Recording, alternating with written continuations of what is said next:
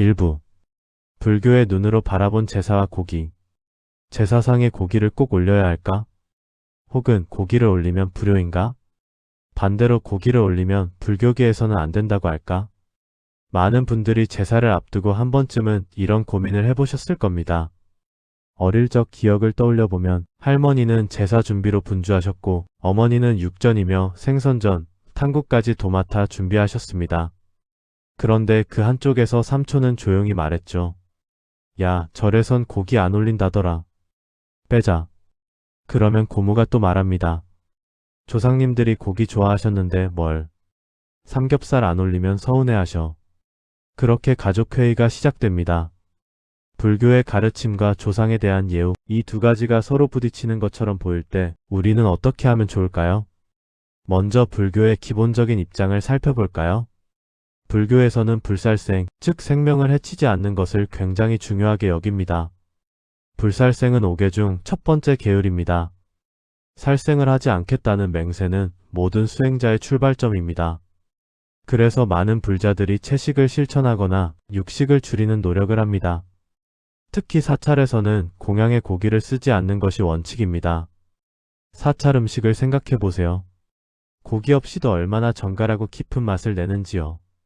하지만 우리가 제사를 지내는 자리는 사찰이 아니라 가정입니다. 그리고 제사는 단순한 식사가 아니라 조상을 기억하고 그 은혜에 감사하는 시간입니다. 이럴 때 불교는 단호하게 말하지 않습니다. 무조건 고기를 올리지 마라. 혹은 고기를 올리면 죄다. 라고 하지 않습니다. 불교의 관점에서 가장 중요한 것은 의도입니다. 그 고기를 올리는 마음이 욕망이 아니라 공경과 감사에서 나왔다면 그 자체로 공덕이 될 수 있습니다. 다만 그 고기가 어떤 방식으로 준비되었는지, 생명을 어떻게 대했는지에 대해서는 깊이 생각해 볼 필요가 있습니다. 부처님께서도 고기를 절대 금하지는 않으셨지만 살생을 유도하거나 고통을 알면서도 무시한 행위는 삼가라고 하셨습니다. 따라서 조상님이 소갈비찜을 좋아하셨으니 소 한 마리를 잡자 는 것은 지금 시대와 맞지 않을 뿐 아니라 불살생의 정신에도 어긋나는 일입니다. 그렇다면 이런 절충은 어떨까요? 조상님이 좋아하셨던 음식을 상에 올리되 가능한 한 살생을 동반하지 않는 방식으로 준비해보는 겁니다. 예를 들어 육류 대신 표고버섯 불고기 혹은 콩고기 장조림 같은 대체 메뉴를 사용해보는 거죠. 또는 생선 한 토막을 상징적으로 올리고 마음속으로 이 또한 자비를 담은 공양입니다. 라고 발언하는 겁니다.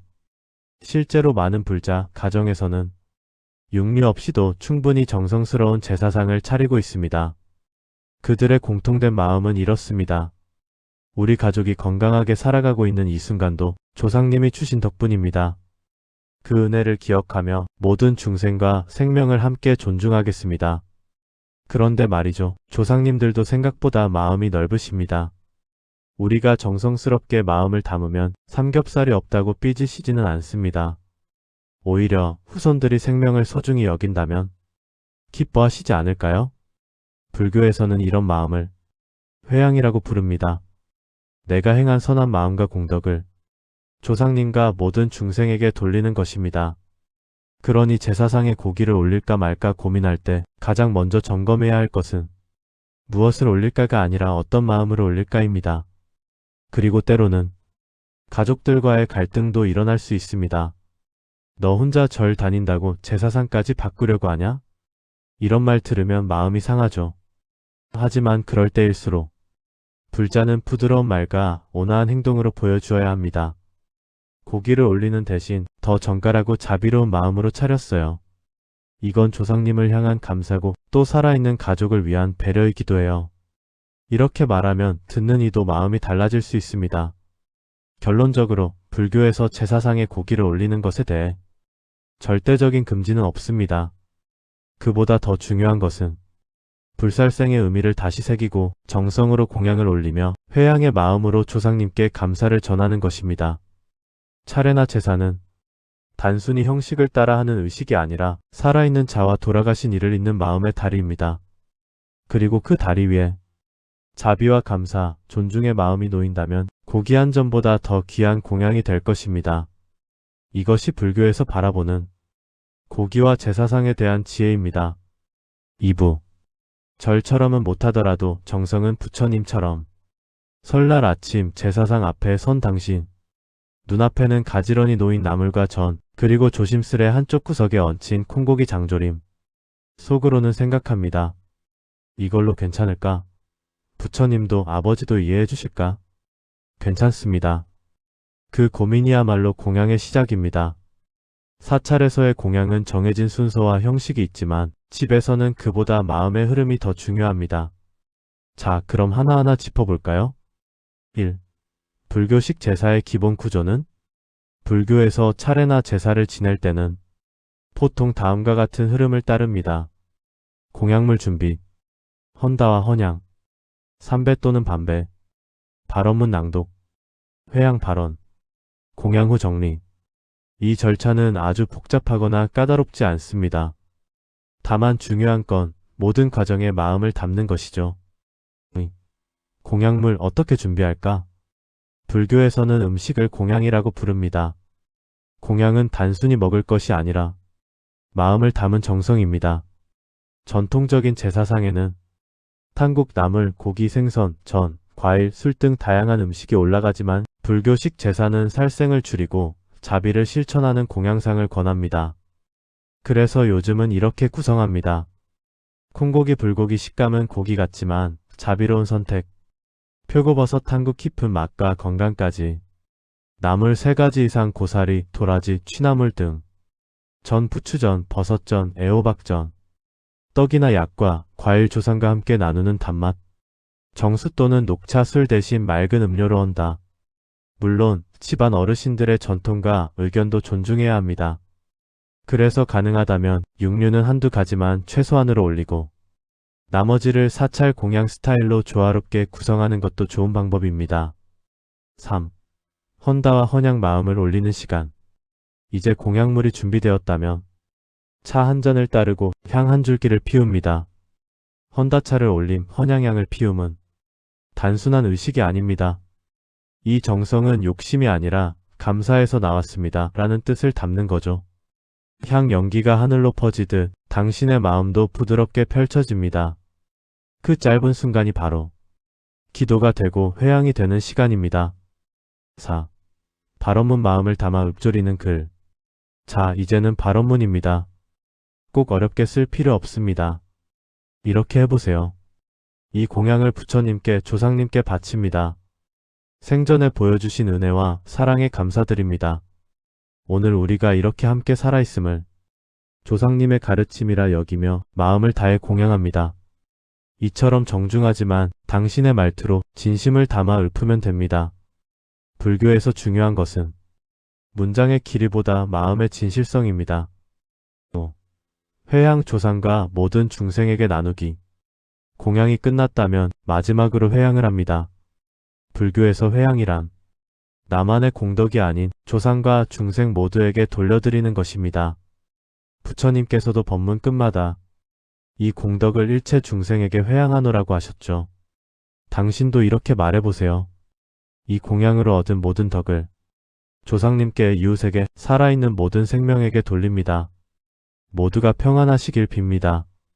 6. 아버지 이해해 주시겠죠? 이런 말을 들은 적이 있습니다. 아버지는 고기 안 올리면 제사 안 받은대. 정말 그럴까요?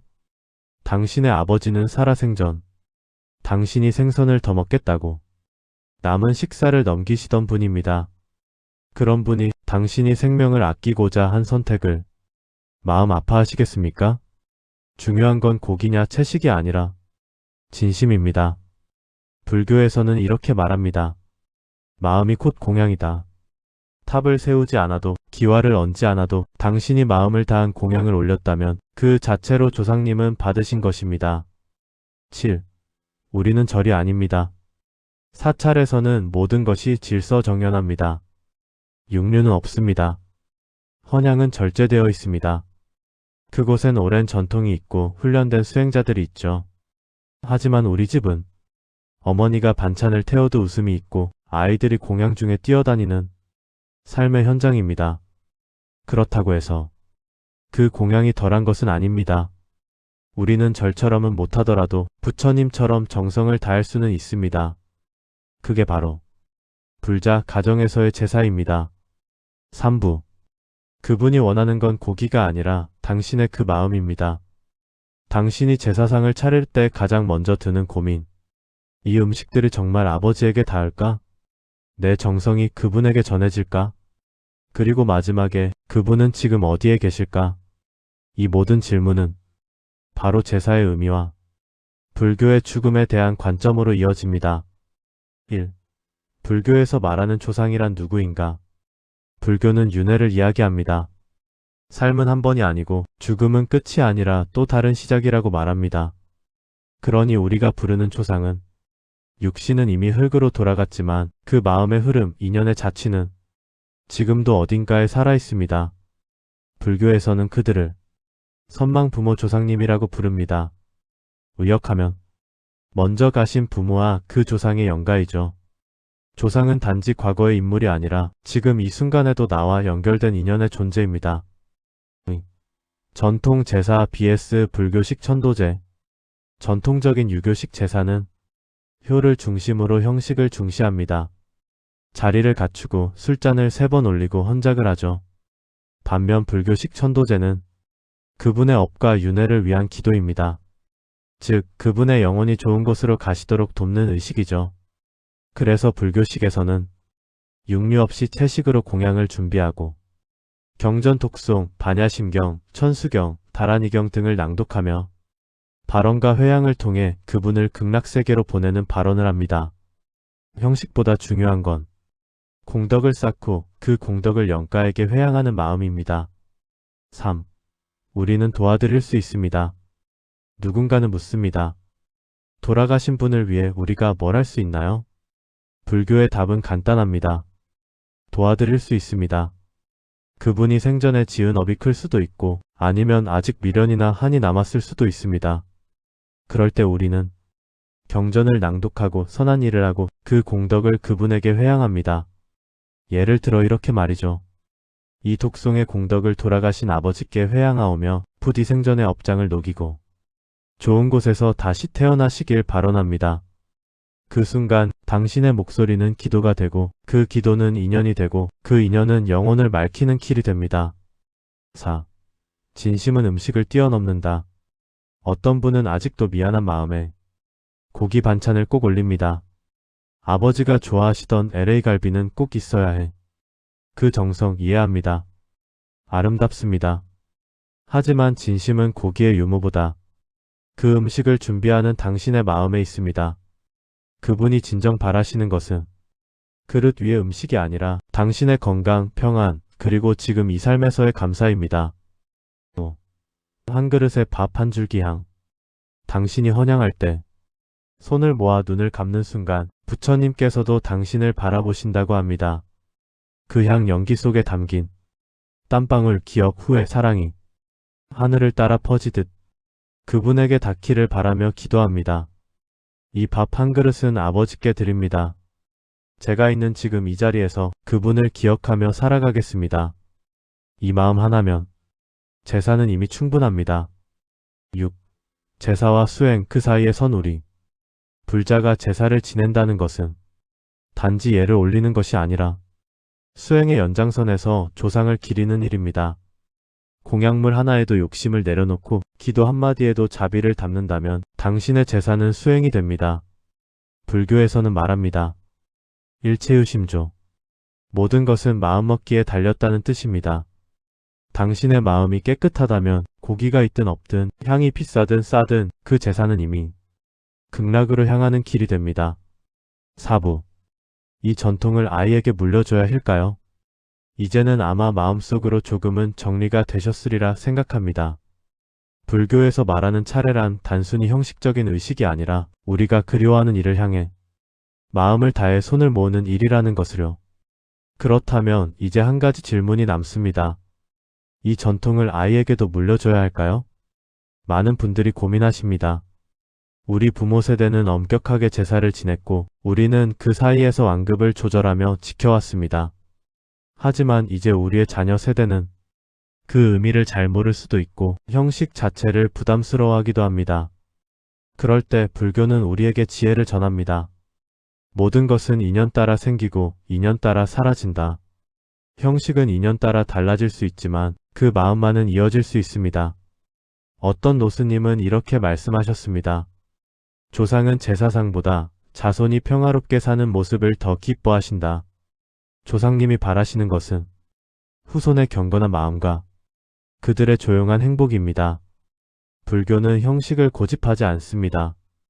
불교는 마음을 이야기합니다. 진심으로 올리는 단 한 송이의 꽃, 한 줄의 연불, 한 번의 합장도 그 자체로 공양이 되며 수행이 됩니다. 이제 우리는 생각해봐야 합니다. 음식을 많이 차리는 것이 중요한가요? 고기를 올리느냐 마느냐가 핵심일까요? 그보다 더 중요한 것은 그분들을 기억하는 우리의 마음입니다. 정갈하게 씻은 과일 하나, 따뜻한 된장국 한 그릇, 그리고 그 앞에서 눈을 감고 드리는 한마디 기도. 어머님, 아버님, 잘 계시지요?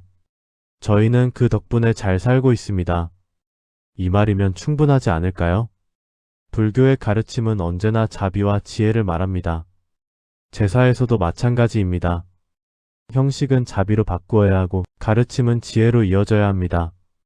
아이에게는 이렇게 말해주셔도 좋습니다. 형식은 중요하지 않단다. 하지만 마음만은 담아야 해. 그 사람을 한번 떠올리고 고마웠다고 생각해보는 거야. 그게 불자가 드리는 진짜 공양이란다. 이렇게 설명해 주신다면 아이도 부담 없이 받아들일 수 있고 당신의 따뜻한 마음도 전해질 것입니다. 조상을 향한 예는 의무가 아니라 선택이어야 하고 부담이 아니라 기도가 되어야 합니다. 오늘 제사를 지내는 당신의 손끝이 누군가의 안식을 기원하는 기도로 바뀌고 당신의 집안에 따뜻한 평화가 머물기를 바랍니다. 조상님들도 그렇게 느끼실 겁니다. 우리 자식이 참 잘 살고 있구나. 그 마음 하나면 제사상에 고기가 올려져 있든 없든 상관없을 것입니다. 지금 당신의 그 마음이 가장 아름다운 공양입니다. 그리고 그 공양은 부처님의 자비로 회양될 것입니다. 합장합니다. 마음 깊이 고맙습니다.